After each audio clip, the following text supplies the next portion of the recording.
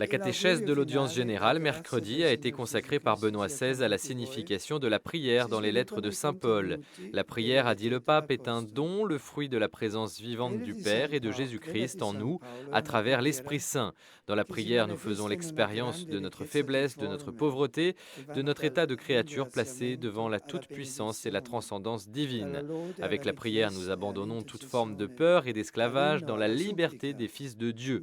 Dans la prière, nous vivons en union avec le Christ les épreuves et les souffrances de notre vie, en y faisant face avec une force nouvelle et en surmontant l'impression de ne pas être entendu par Dieu. Enfin, nous nous ouvrons à l'humanité et à la création, le Saint-Esprit est la vraie lumière de la prière, nous donnant la vraie liberté intérieure dans la certitude de ne pas être seul. Benoît XVI a ensuite rappelé qu'on célébrait mardi la Journée internationale des familles, consacrée cette année au thème de la famille et du travail. Le pape a indiqué que le travail ne devait pas entraver mais soutenir la famille et a espéré que le dimanche soit un jour de repos et renforce les liens familiaux.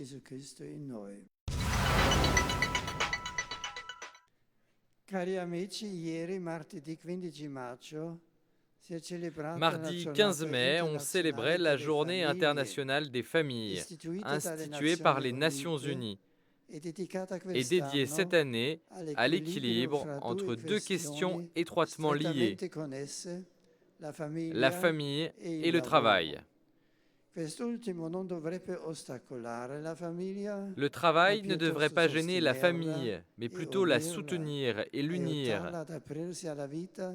l'aidant à s'ouvrir à la vie et à entrer en relation avec la société et l'Église.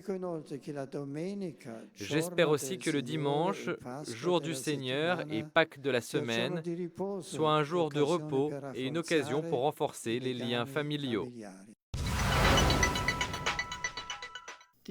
L'engagement ecclésial auprès des migrants a été évoqué par Benoît XVI dans son discours à deux groupes d'évêques américains reçus en fin de visite ad limina. L'Église, a dit le pape, est en faveur d'un traitement juste et de la défense de la dignité humaine des immigrants. Un autre défi consiste à maintenir et préserver l'unité dans la foi en luttant contre le danger de la désintégration. Benoît XVI a souligné l'importance du travail des évêques pour encourager les fidèles à travailler toujours en union avec leur pasteur.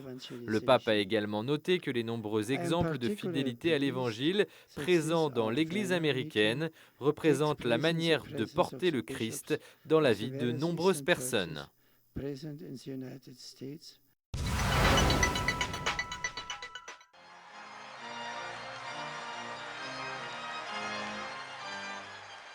Benoît XVI a reçu en audience ce samedi matin dans l'Aula Paul VI 3 mouvements ecclésiaux italiens qui fêtent l'anniversaire de leur fondation. Il y avait là le mouvement ecclésial pour l'engagement culturel fondé il y a 80 ans, la Fédération des organismes chrétiens de service bénévole international et le mouvement des travailleurs chrétiens qui célèbrent tous deux leurs 40 ans. Le pape a souligné que la culture, le bénévolat et le travail constituent un trinôme indissoluble de l'engagement quotidien des laïcs catholiques qui veulent rendre opérante l'appartenance au Christ et à l'Église, aussi bien dans leur vie privée que dans la sphère publique de la société. Le Saint-Père a ensuite indiqué que le don de soi est le dénominateur commun de ces 3 œuvres. Il a souligné l'engagement de ces 3 mouvements à valoriser et témoigner de la logique du don, chacune dans son environnement, avec une attention totale et gratuite portée aux autres. Le pape a indiqué que la famille doit être la première école où faire l'expérience de l'amour gratuit. Après avoir rappelé la mission spécifique de chacun des 3 mouvements, Benoît XVI les a encouragés à persévérer avec joie dans l'engagement personnel et associatif, témoignant ainsi de l'Évangile par le don et la gratuité. L'Ascension nous dit que dans le Christ, notre humanité est portée à la hauteur de Dieu. Ainsi, chaque fois que nous prions, la terre et le ciel se rejoignent. Voilà ce qu'a dit le pape ce dimanche matin depuis la fenêtre de ses appartements qui donnent sur la place Saint-Pierre, avant de réciter le Regina Coeli. Le pape commentait le mystère de l'ascension du Seigneur célébré ce dimanche dans de nombreux pays. Et Benoît XVI a poursuivi « Quand nous faisons monter notre prière vers le Père dans le Christ, elle traverse les cieux et rejoint Dieu lui-même pour être écoutée et exaucée par lui. L'ascension du Seigneur signe l'accomplissement du dessein de salut initié avec l'incarnation, explique le pape.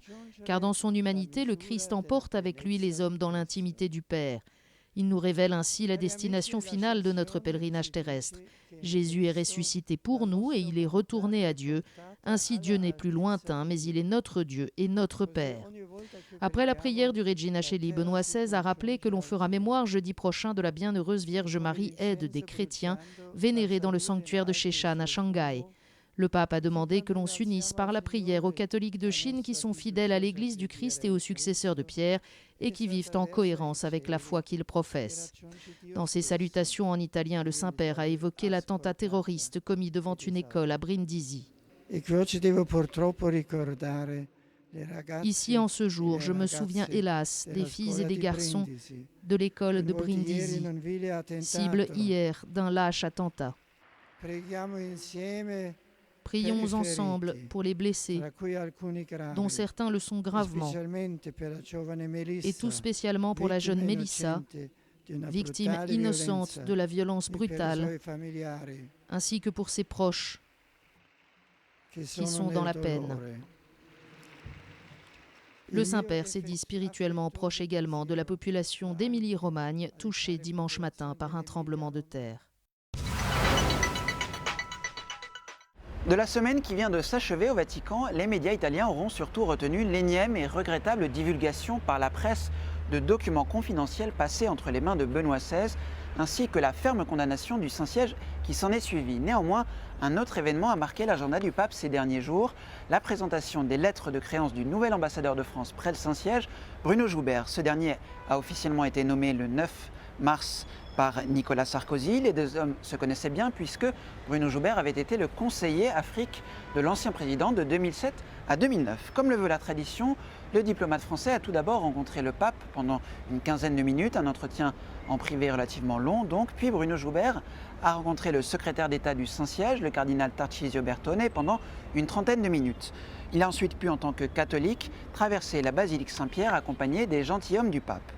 Le nouvel ambassadeur de France près le Saint-Siège entame officiellement son mandat dans des circonstances bien particulières, quelques jours à peine après l'investiture du nouveau chef de l'État français, François Hollande, un homme qui se dit profondément laïque. Dans ce contexte, si les audiences de jeudi dernier ont été formelles et protocolaires, le diplomate français aura la charge délicate de devoir expliquer au Saint-Siège certaines des mesures du gouvernement socialiste.